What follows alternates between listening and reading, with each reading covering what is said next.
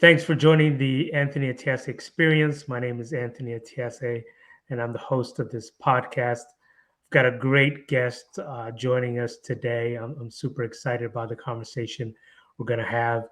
His name is David M. Frankel. He's the founder of Perky LLC. It's a clothing innovation company established in 2015. Their flagship product, the Perky Collar, which I highly advise all men to get, was led to the creation of 9 inventions solving clothing-related problems. With over 25,000 Perky collars sold to date, David has collaborated with inventors nationwide, offering these items on his website and at the South Park Mall kiosk here in Charlotte, North Carolina. He's a dedicated family man and a supporter of the Charlotte Entrepreneur think tank, which we'll talk about in a little bit. David aims to open additional kiosks and franchise Perky LLC while continuing to expand on real estate ventures that he's involved in. David, thank you so much for joining us today. Thank you for having me, Anthony. So, David, I always start with a question of what was your background? What was your upbringing like? Well, that's a great question, and I think it's like everybody else. You grew up in the 70s and 80s, and you have 2 working parents, and I played some baseball, and I played, just casually growing up, not whole baseball, I think is a phrase when I was a kid. Went to a private day school, kindergarten through 8th grade, then went to public school. Just like anybody else, just trying to get by. Saw my parents work hard, and my dad was a computer programmer. My mom worked retail. My grandfather was probably my business mentor. He was a PhD in musicology, so that's a really cool thing to have in my family history. He was a composer and a pianist, a cantor as well. For high holidays, just sit there in the front row with my grandmother and listen to him chant and lead the congregation and wear crazy bright colored ties and shake everyone's hand when the service was over. My grandfather on my mom's side had a camera store in downtown Cincinnati, so I remember growing up in there. And going to his store frequently and seeing pictures of him and all these celebrities, Pete Rose and David Concepcion and Oscar Robinson, all these kind of people that needed cameras, and they were celebrities too. And it was cool to know those people were helping my grandfather. So this is kind of a cool, business owners on both the grandparents' side, but not the parent side. And my mom was just always very personable and talked to anybody, never met a stranger, and used to always want me to come to her store and meet all her coworkers. And my dad was the total opposite. He would, he was in computer programming. So, he still invited me to his office, but it wasn't really as much of a, hey, let me show you off. It was more like, yeah, here's my office, blah, blah, blah. We all have cubicles. That's the computer programming world. And then obviously went off to college and never looked back. That's the last time I spent in the household. Went down to university. I grew up in Cincinnati, Ohio. And then went to University of South Carolina, got my degree in business management and marketing, and then worked for a company pretty much right out of college doing in-home child photography. So I did sales, did in-home sales, and was with them for 12 years. And that kind of launched my professional career.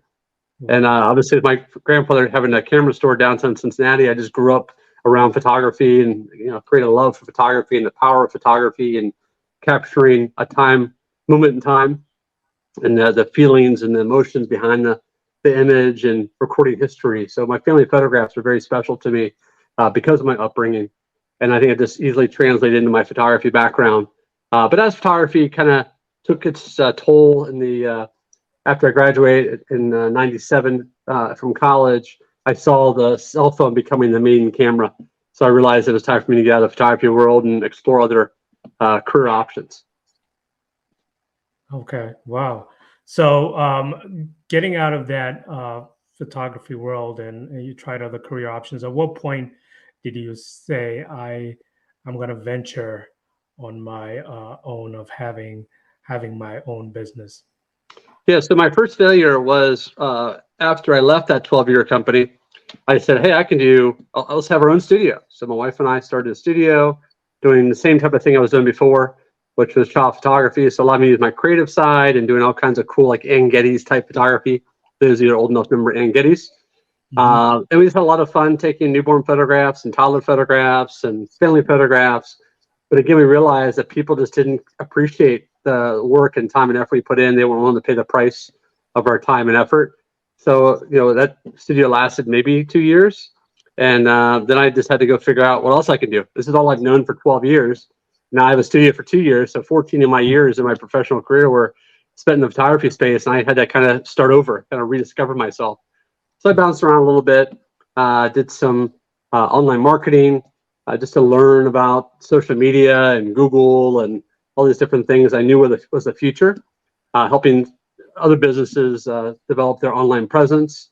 I spent about 7 years working for a playground manufacturer, which was a lot of fun. So I got to help design new commercial playground equipment for churches and preschools and daycares. And then I bounced around a little after that. He wanted to put me straight commission. I just knew due to the seasonality of that kind of company, I couldn't do a seasonal company and support a family.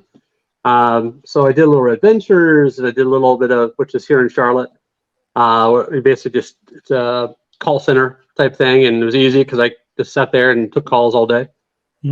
Just kind of waiting for my next opportunity. Worked for ADT for a minute.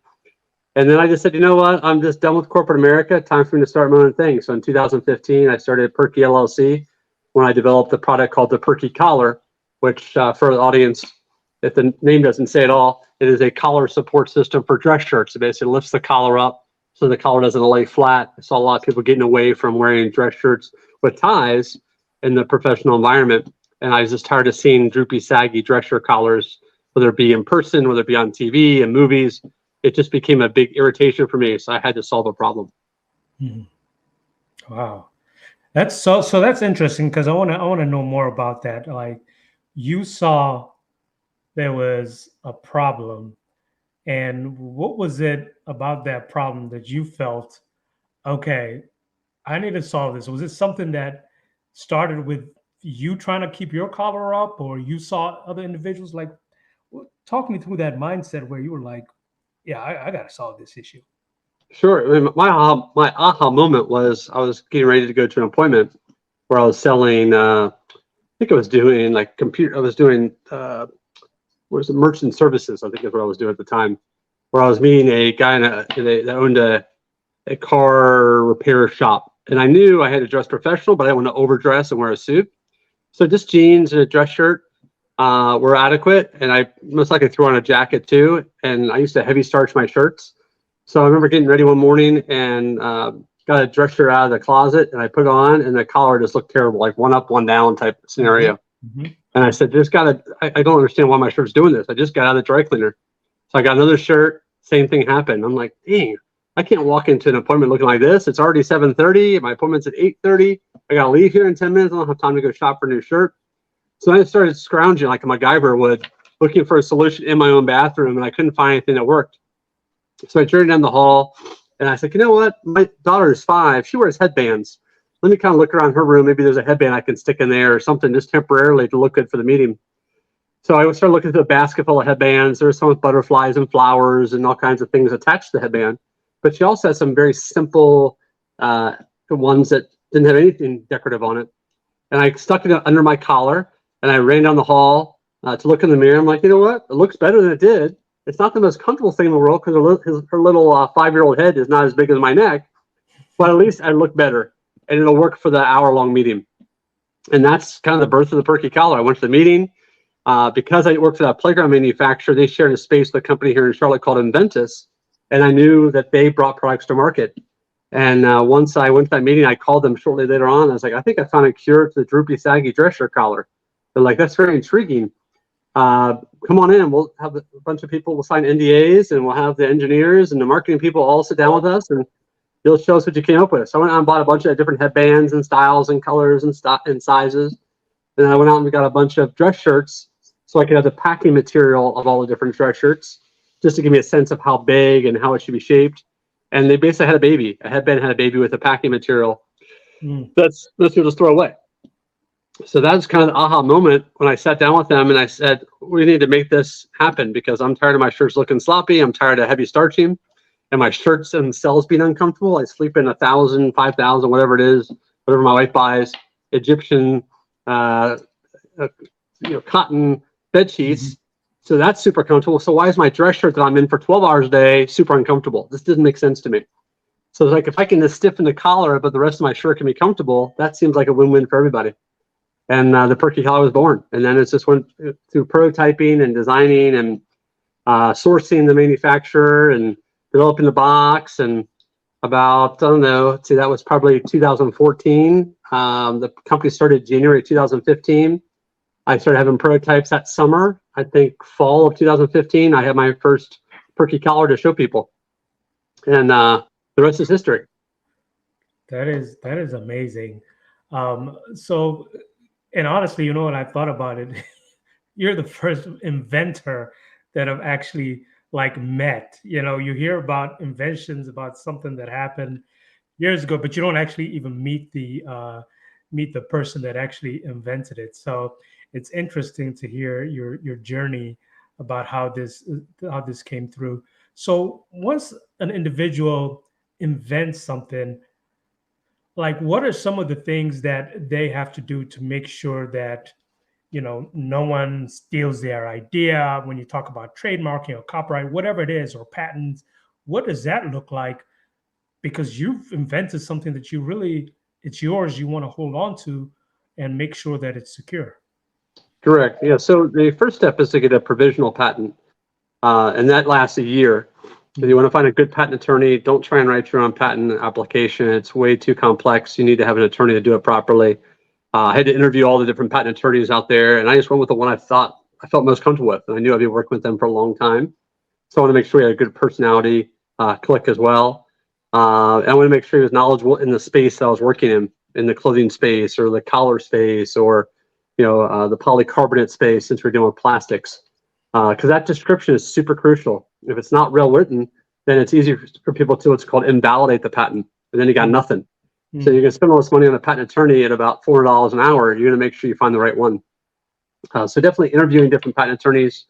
We decided to do a provisional patent first, which is good for a year.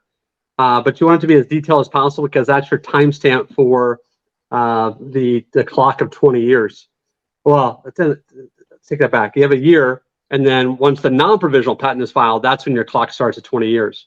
But your timestamp of when you came up with the idea starts when you have you're officially patent pending once the provisional patent is filed. So literally, I think it was January 6th or January 5th of 15 is when the company was born, as well as the provisional patent was filed, all within the same time period. And then from there, you're pretty much protected. Obviously, people can steal ideas. People can run off and do their own thing, and you have a choice of suing them or send them cease and desist letters and so on and so forth. I mean, the bottom line is most people aren't going to steal your idea because they're not as passionate about the idea as you are. So that's one thing I had to get over is, obviously you have your NDAs while you're still in the idea process. But once you start in prototypes, you start marketing yourself, you put it on social media, unless it takes on huge traction, most people are just going to say that's a good idea and that's pretty cool and they'll buy it and that's it. When you start selling $500,000, $1 million, $2 million, $5 million, $10 million, that's really when you have to worry about people stealing your idea because they want a piece of the pie. It's not in we're in proof of concept mode. Nobody wants to invest money in a proof of concept. So they're willing to spend money when they know they're going to make money. So that's one of the things I learned very quickly was stop being so worried about someone stealing it. Like even when I sourced my manufacturer, I was trying to find a place that wasn't going to let it go out the back door and someone else start making it at the same time I'm making it.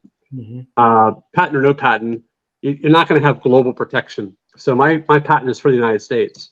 So if you decide to make your product somewhere besides the United States, which is very common because of costs involved with U.S. production and manufacturing, you run that risk. So you want to get patent protection in other countries as well, but it's $3,000 per country. So it can become very expensive. So you have to be very strategic on where you want to spend your money. I focus on spending most of my money on product development, prototyping, manufacturing, making sure it's a good manufacturer, a quality box manufacturer, making sure that the majority of the products came out flawlessly, consistently. That was my main focus. And if someone's going to copy me, so be it. I was just going to make sure I had the best product available. And I think that's the biggest key, and start building your brand, stand behind your product and make sure it works. And, obviously you might have other iterations down the road, like, any big product you see on the market or on TV, there's another variation a year later, 2 years later, or 3 years later. So you have room to perfect it more as time goes on. And a lot of inventors, unfortunately, they get a patent and they sit on it. And only 3% of products ever come to market because they just are over perfecting the product. So all the inventors that are watching the show, I'd say perfect as much as you can, but realize there's always room for corrections or modifications. Just get it out there, and your customers will tell you what improvements need to be made. You don't want to be the point where it falls apart and you get a bad reputation, like bad star rating, because that will kill you too. But as long as the product is pretty solid and works well, the customers will tell you where improvements need to be made. You can always come up with another rendition later on. Yeah, no, that's really good, good information. At what point did you say I got something? Because I think sometimes what people do, they'll test it with other people, see whether they like it. Of course, you can be passionate about your product, but at what point were you like, you know what, I got something here? Yeah, I think even during the prototyping process, when I was working with inventors, I kept saying, please stop me at any point if you think this is a big waste of money and a waste of time. And all the research showed how many business people wore dress shirts. And they kept saying, I think this has real potential. And I was like, okay, well, I know it's not everyone. It's not like a cell phone. Everybody has a cell phone. Not everybody cares about their collar, number one. Number two, not everybody wears dress shirts. So obviously, I'm already starting to dwindle down my population. And that's the thing you have to keep in mind when you develop a product. You want it to be the biggest audience possible. You don't want it to be gender related. You don't want it to be geographically targeted. You want it to be across the globe. So anytime you're bringing a product to market, think about how big could the market be. If it's a small market, it's probably not worth your time. Just work on your other idea. And all inventors have lots of ideas. They have to narrow it down to one. Bring that one product to market, put all your energy and money into that one product, have success, and the other products will come along a lot easier because you have traction on the first. Where some people just try and develop multiple products at one time and nothing makes it because they're so spread thin on manufacturing. So I think as people kept giving me feedback and kept saying, oh, this works really well, or I love it, this is great. I ordered 5,000 Perky Collars, and that was the starting point. And I had no idea when that truck pulled up with 5,000 Perky Collars in it, if I'd sell one of them or two of them. Now, fortunately, I did pre-sell about 500, so I had a pretty good hunch that they would move eventually. I just had no idea how long it was going to take me to sell 5,000. But when you invest that kind of money in 5,000 anything, you're going to put forth your effort. And I definitely opened up social media and put them on the website and started doing trade shows and started doing pop-up shows all over Charlotte. Started going to men's clothing stores and barber shops and dry cleaners, just promoting. And it was neat to see 10 go, then 25 go, and 50 go. And I was like, hey, we're making some progress. I started getting into retail stores, and it's neat for them to get excited about it. We do demos in their stores and barber shops and dry cleaners, and obviously you have your naysayers like anything else. Not everybody's gonna love your product, and that's okay. You develop tough skin. But I think once I decided to reorder more, that's when I started realizing that, hey, you know what? We may have something that's going to be, I'm not going to sell 1 million per se, not yet at least. But hey, I got through the first 5,000, and I can't believe I'm ordering 5,000 more. And where am I going to put them? So you got to get a storage unit, and you have to start thinking logistically, how you're going to fill orders and where you're going to store these. We're not shipping them out, and not processing orders and things like that. But I think you get positive feedback. I mean, that's when you realize that you have something special, and you don't get a lot of negative feedback. You're going to always have people on Amazon or people on, social media will think it's stupid or think it's dumb or, give you a hard time about it. But you just have to take it in stride. And if everybody thought it was great, then it wouldn't be real. The more you get criticism, the more you get naysayers, the more you have something special. Yeah, no, that's great. So as you're at the onset of your journey, you've got the product. What were some of the challenges that you ran into? Yeah, I think along the way, I was very methodical about developing the product and hiring a company to help me. It wasn't just me trying to do it all myself. And I think that's a real big key is the more you try and do yourself, the more mistakes you're going to make because you can't be an expert in everything. So by hiring Inventus, I made sure I sourced the right injection mold company. I made sure I designed it properly. I made sure the box was designed properly. I made sure the box had all the things it needed for retail. I made sure it had the UPC code. I made sure the code was done properly. Again, I had a good patent attorney. I didn't write my own application.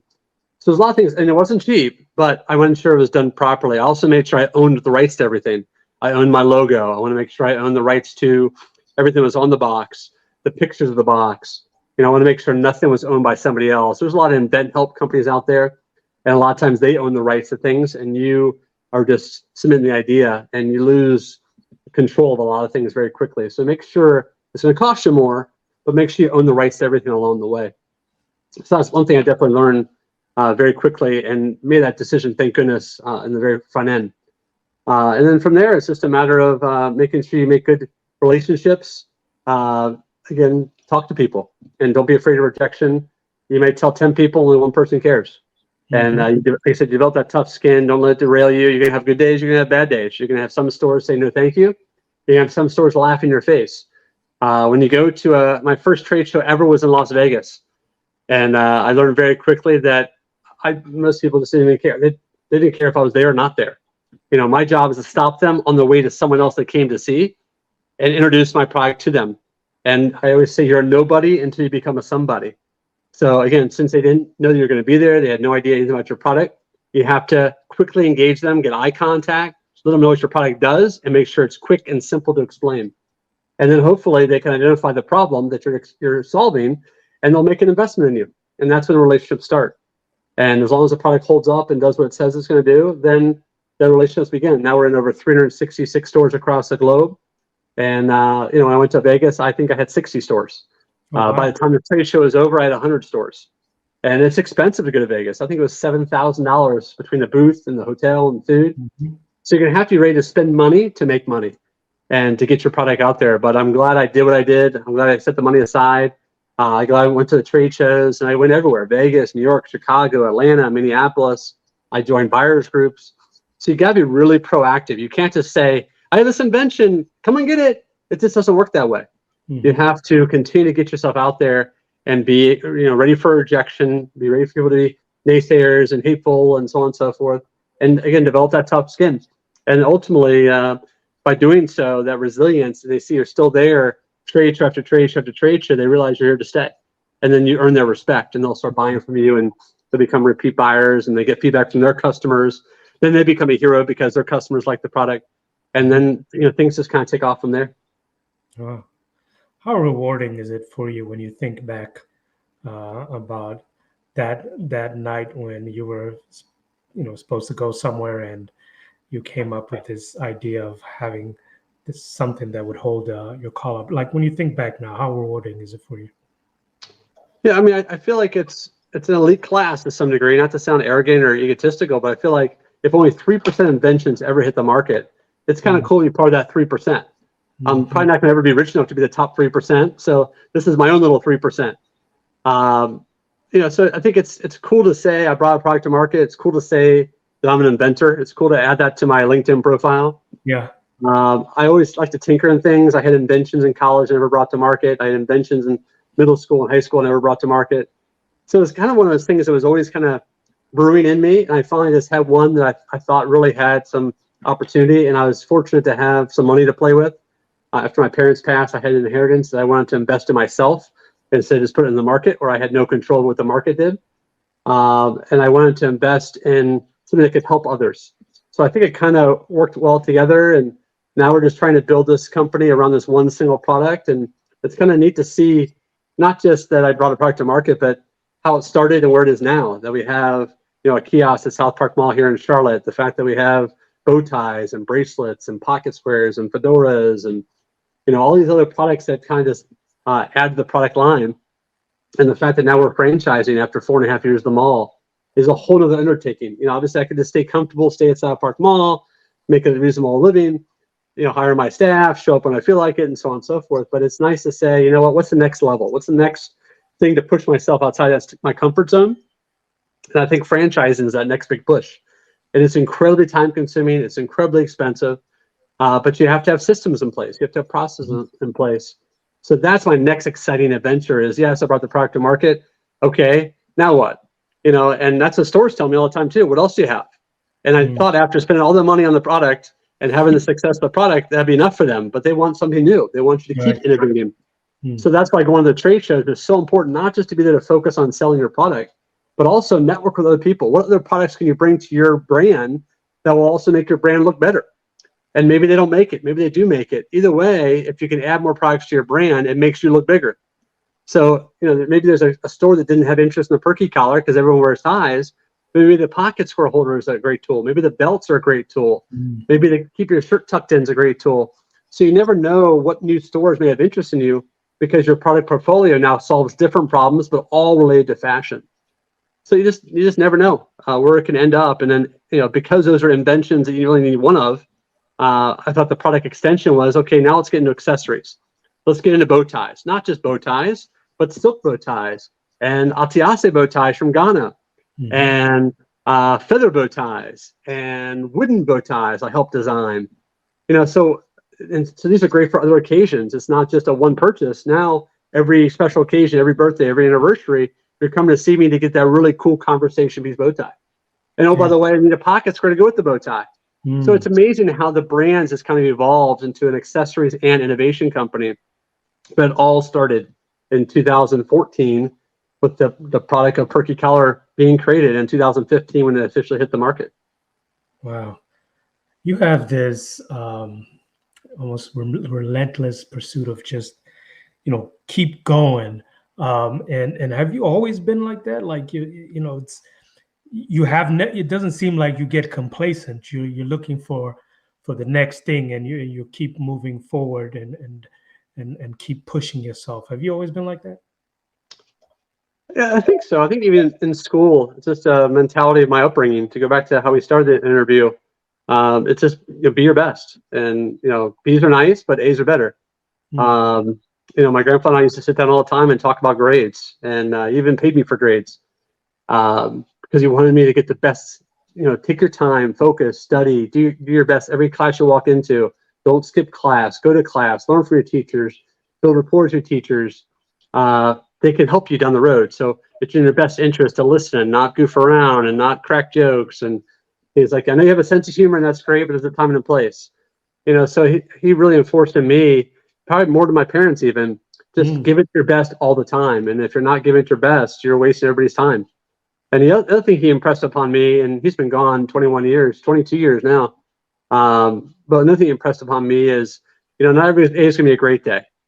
And I think that's a really powerful statement because, he had over 90 salespeople work for him. He did commercial real estate. He's like, if you can have one good day a week, you're doing pretty well. And I think now it's like, that just seems like such a small amount of your week. One day a week is a good day. And I think you're referring to, there's always challenges that are going to come up. There's always things that are going to make you want to quit or stop doing what you're doing or abandon your company or abandon your spouse or abandon your kids or abandon your work. I mean, there's lots of things that we just have our bad days, but if you realize that tomorrow is a chance for a good day, that keeps you around. And then when you have a great day, he's like, just enjoy it, soak it in, enjoy the small wins. Don't just focus on the big wins, and enjoy each day as if it's your last day, and my parents didn't live beyond 60. My grandfather lived to his 70s. So we don't, besides my grandmother's, we don't have a long longevity. So I'm turning probably 49 this December. So if I live to my parents' age of 60, I got 11 years left. So what can I do between now and my expiration? Hopefully longer than 60. But what can I do between now and my expiration that can leave an impact? And my answer really is my kids, teaching them and training them and giving them good morals and values and giving them integrity. But hopefully they've seen me build this company and they're motivated and driven to do the things that I've done. And not give up and keep working hard and, make a dollar, support your family, and you work hard so that they can have a comfortable life and so they can do things that they enjoy as well.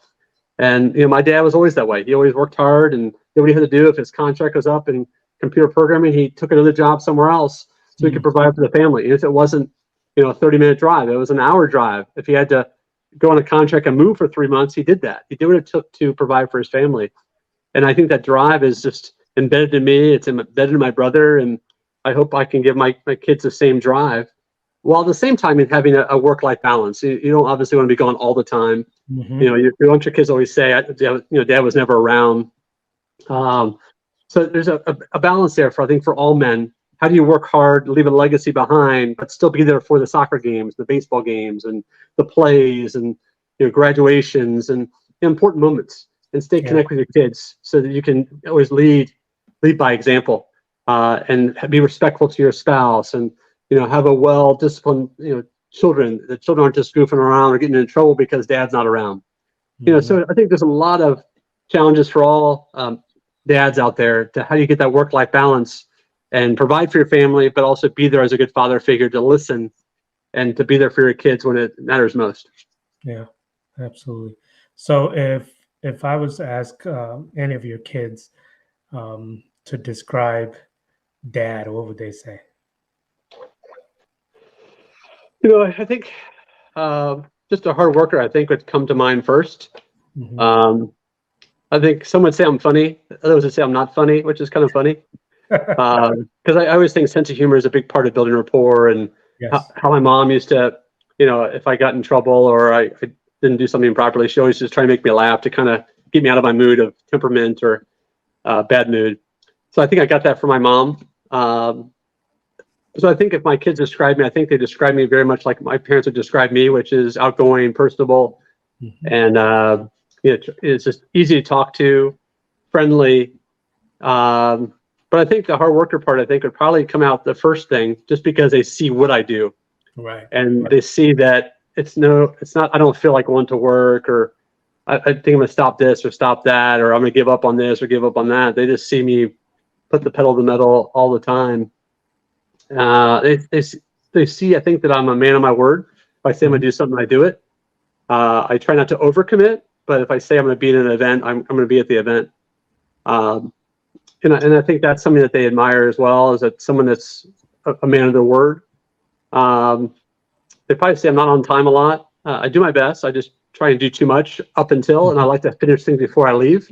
So if I get involved in something in financials or I get involved with social media, I want to finish what I was working on before I get up and do something else. And sometimes my time management, I don't have enough time to get all that stuff done. I end up running 5 or 10 minutes behind schedule. So they probably say I'm not punctual, but I do finish things through completion. But I think hardworking is probably the trait they probably admire most. Hopefully they say I'm loving.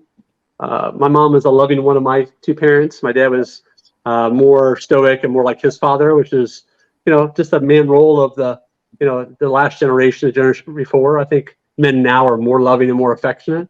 Mm-hmm. So I probably, hopefully they feel that, hugs and kisses and things like that my dad never did and my grandfather never did.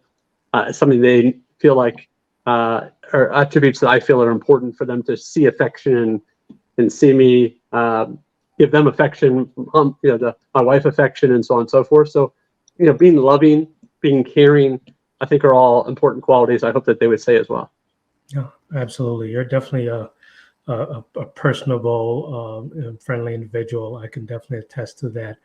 You talked about your, the Perky Collar that you invented, and the fact that you solved a problem, and then it's helping people out, which I believe that's in your DNA. So talk to me about this Charlotte entrepreneur think tank, and how it's helped people out. Sure. Well, I started the Entrepreneur Think Tank back in 2015 because I learned very quickly that you're only going to be as successful as the people around you, and your net worth is your network. And those two phrases really stuck in my mind ever since I was in middle school, high school, college. I was very picky about my friend groups, and I just want to make sure that once I developed a business, that I surrounded myself with people that have been there, done that. And the more people in my network that have been there, done that, the less mistakes I was going to make, because I could always use them as a mentor. I can use them as a sounding board. So literally in January 2015, I started the Entrepreneur Think Tank and just started promoting it. We have a Facebook group. We now have over 1,100 members in the group. I also do a podcast called the Perky Collar Radio Show, and I invite all my guests, who are all business owners as well, to be members of the group. So that's helped me grow the Entrepreneur Think Tank. They're not all in Charlotte, but they don't have to be. You can still engage, you can still educate, you can still teach. One of our biggest contributors in the group is actually in Atlanta, but he's brought several products to market. He's pitched to retailers a great deal. He's constantly posting great tips on how to get products on the store shelves. Mark Raylan in Charleston, same thing. But it all started because of trying out for Shark Tank back in 2017. That got me into a Shark Tank pool of people. I did the Blocks TV show back in February that'll air into the summer. That's a whole other group of 65 business owners and entrepreneurs. So I just think you always have to keep looking for successful people to surround yourself with, and going to networking events that have business professionals. So the Entrepreneur Think Tank was just kind of my way to start my own and keep feeding it. So we started with doing weekly lunches, and we went to weekly dinners. Now it's just a once a month thing. We've kind of, COVID kind of threw us back a little bit because we went from doing it every week to then stopping altogether because all the restaurants are closed. So I kind of had to wait till everyone was okay with being in groups again. So let's see, November of last year, I kicked it back off again after about a 2-year break. So anytime you start something and grow a following and all of a sudden to stop, it takes some time to build it back up again. So I've been pleased that between November of last year and June of this year, we're back to having 10, 15 people show up to meetings. And it's just about, it's not even about promoting yourself per se. It's just about being around people that you could share things with that you normally couldn't share, maybe with a spouse or family members. They wouldn't understand. So it's basically just talking about what you're doing, why you're doing it, what challenges you run into. Maybe share a success, maybe share a failure, maybe share something you're struggling with. And it's just kind of those, what happens here stays here, or what's said here stays here. So you're really free to kind of talk about the challenges you're facing and obstacles and how you failed, and no one's there to judge you because we've all made those mistakes. And it's all ranges of experience in business. Some just started, some are thinking about starting, some are just using it as a side hustle. And some people have done it for 10 years and are making millions of dollars a year. So it's nice to see the variations of people in the group. But it's just nice to once a month come together and how can we support each other? And at the end of the year, we do a book exchange for a book that you read this year that you think could benefit other people in the group. It's free. You bring a book, it's wrapped, and everyone goes home with a new book. And it's neat to have everybody come back together the next month and talk about the book they got and why they liked it. And then we can exchange it again come December. Or if they want to do it more often, they can. Obviously, there's no rule to when you can exchange it again. But we have an organized book exchange every December just to share great books you picked up you thought benefited your business, benefited you as a person, that you think other people can benefit from as well. That is awesome. That's absolutely awesome.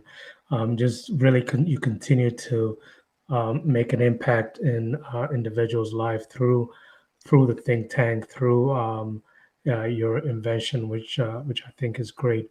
As we wrap this up, what would you say to someone who may be hesitant on stepping out on their own? You went from corporate to this entrepreneur journey, which it's not easy. It's definitely not easy, but there's something in you that kind of believed in yourself. What would you say to somebody who's not sure, who's like comfortable where they are and they're getting that regular paycheck every week, every month, and they're thinking about stepping into owning their own business? That's a great question. It's a great way to wrap it up. You have good days and bad days. And I would say that I'm not a great employee. And I kind of learned that over time. Most entrepreneurs aren't, and that's okay. Like, you really are you think differently. You do things differently. And an entrepreneur just doesn't necessarily fit into the employee world. I think you have to start out as an employee just to learn some of the ropes. But since your mind thinks differently, as soon as you get into an employee role, if you're an entrepreneur, you're trying to find ways to solve problems within the organization. And those solutions aren't necessarily well received. So if you find yourself in an employee environment and trying to solve problems or trying to make things better, and those opinions aren't well received or appreciated, it's probably time for you to step out and start your own business, doing it your way. But understand, you need to have a nest egg to play with, because it's going to take time for you to build that business. And your clients that you're working with now, or your customers you have now, they may not leave what they're comfortable, which is the company you just were with. So that happened to me when I started my own photography business. I thought all my clients I was so close with, that I got to know very well, would all just leave the company I was with and come work with me, and most of them didn't. They were loyal to the company that I was working for at the time. So that was eye-opening. So it is hard. I mean, there's no paycheck to paycheck. The tax benefits are much better when you have an LLC or an S corp, for sure. So that's one of the biggest reasons to do it, is because the tax code that's out there is definitely written for business owners much more than employees. But ultimately, there's no one that's responsible for your results except for you now. So your life has now become commission only when you start a business. So you don't have to worry about your taxes. You don't have to worry about your And for some people, it's very scary. And not everybody's meant to be an entrepreneur, and that's okay too. So you have to look within yourself and determine how unhappy are you in the position you're in. Would you be happier if you had your own business doing what you're doing now, but working for yourself? But understand there's new stresses. Yes, you have stress at your job now, but now the stress is going to come to you. You got to pay payroll. You got to make sure all your employees are paid. You got to make sure the job gets done. Only you are accountable for the results now. So it's just a different shift in mentality.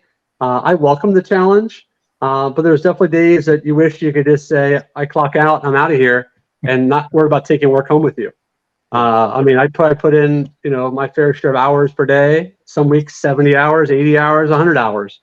Hard work does pay off. And I think if you can get through the first 5 or 10 years owning your business, I do think your latter years in life are going to be more comfortable.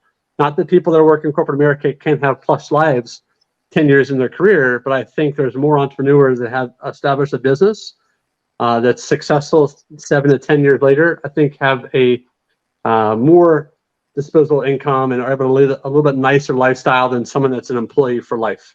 Again, there are exceptions, but I do think your happiness can be much greater in that world of you making the rules, you building the business, you creating the staff, you picking and choosing who you want to work with versus you're having to train people, work with people that other people are picking for you.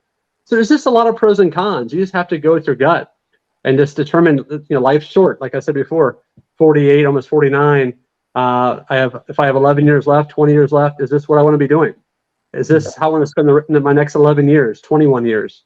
If you're not happy, then you're going to have to make a change. The only person that can make you happy is yourself. Don't count on your spouse to make you happy. Don't count on your kids to make you happy.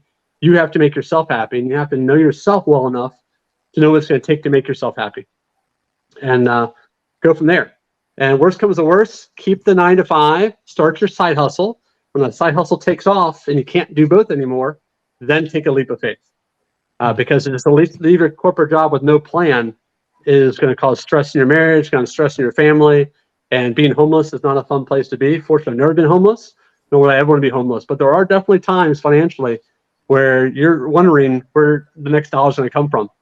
So to have that nest egg, have that money pool to fall on, at least the first, couple months, couple years of starting that side hustle definitely helps make it a little easier transition. Having a spouse that works full time definitely makes it easier. And my wife was a stay-at-home mom when I started the business, so I had a whole nother stress of not having another income coming in when I was taking that deep dive into entrepreneurship. So again, at the same time, and wrapping up, the timing may never be perfect. Like, when's the perfect time to get married? Everyone has an opinion of that. When's the perfect time to start a business? The answer is now. So, you don't want to keep pushing off. If you're like Colonel Sanders, you start KFC when you're 75 years old. Well, he waited a really long time, it worked out, but he didn't get the benefit from all the hard work he put in. His family, his next generation got the benefit from it. So again, there's never a perfect time, but the best bet is to start taking action now through a side hustle and see if your side hustle can support you. And if it is, and it can, and you're happier, then slowly wean the 9 to 5 out and go full time in your business.